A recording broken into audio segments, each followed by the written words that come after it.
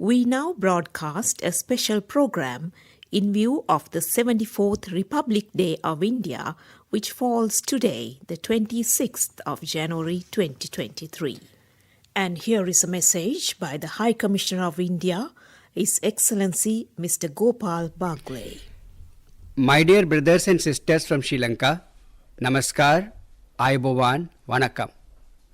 I convey my greetings to you all on the occasion of India's 74th Republic Day. It was on 26 January 1950 that the Indian Constitution, the world's largest written constitution, came into effect. This year's Republic Day celebrations are unique on multiple counts. India and Sri Lanka will jointly mark an important milestone, establishment of 75 years of their diplomatic relations. Governments of India and Sri Lanka will undertake a series of joint activities this year to mark this landmark occasion. Sri Lanka celebrates the 75th Independence Day next week, on 4th February. I take this opportunity to wish all the people of Sri Lanka a happy Independence Day in advance. India has demonstrated its commitment to the people of Sri Lanka in different ways. I will cite two recent examples. India is the only creditor nation of Sri Lanka to have conveyed written financing assurance to International Monetary Fund in order to clear the way for Sri Lanka and enable the IMF program. India's unprecedented support of around $4 billion last year enabled the supply of food, fuel, fertilizers and medicine to Sri Lanka. This benefited all sections of the Sri Lankan society at challenging times. Under India's lines of credit, supply of buses and SUVs as well as railway projects continue because we realize that these help our Sri Lankan brothers and sisters. Friends, as we move forward, India will continue to do everything possible to help Sri Lanka's economic recovery and growth. As the fifth largest economy in the world and an ever reliable partner of Sri Lanka, India will work towards channelizing more investments in sectors of importance to Sri Lanka. This will bring more employment and boost economic activities in Sri Lanka. Areas like infrastructure, health, renewable energy, manufacturing, pharmaceuticals and tourism will receive special attention. While we await figures for calendar year 2022, India was also the largest source of investment for Sri Lanka in 2021. The use of Indian rupees in bilateral trade will act as a catalyst in the commercial and business arena. Friends, Sri Lanka's exports to India grew by 15% during the 6-month period of April to September 2022. With over 100,000 tourists last year, India continues to be the largest source of tourists for Sri Lanka. A stronger and closer interaction between the people will pave way for deeper linkages between the two countries. Therefore, connectivity is a force multiplier. And I am happy that Chennai-Jaffna flights have recommenced recently successfully. Resumption of ferry services between India and Sri Lanka will also be a welcome development. India has recently doubled the scale of Government of India's grant projects in Sri Lanka from Sri Lankan rupees 300 million to Sri Lankan rupees 600 million for each such project. Our commitment to roll out unique digital identity cards is a testimony to the dynamic and evolving nature of development cooperation between India and Sri Lanka. India has also augmented the inland and maritime security by providing state-of-the-art equipment such as Dornier aircraft and SUVs for Sri Lanka Police. Friends, multidimensional nature of the bilateral relationship between India and Sri Lanka is built on the robust foundation of our millennia-old connect between the people. We are actually civilizational twins. Dear brothers and sisters, as both countries prepare themselves to celebrate various landmarks this year, individually as well as jointly, I am confident that the content and extent of the relationship between India and Sri Lanka will continue to grow from strength to strength. Thank you. Bahoma Stuti, Nandri, Dhanyavad. And that was a message delivered by the High Commissioner of India, His Excellency Mr. Gopal Bagle, on the occasion of India's 74th Republic Day.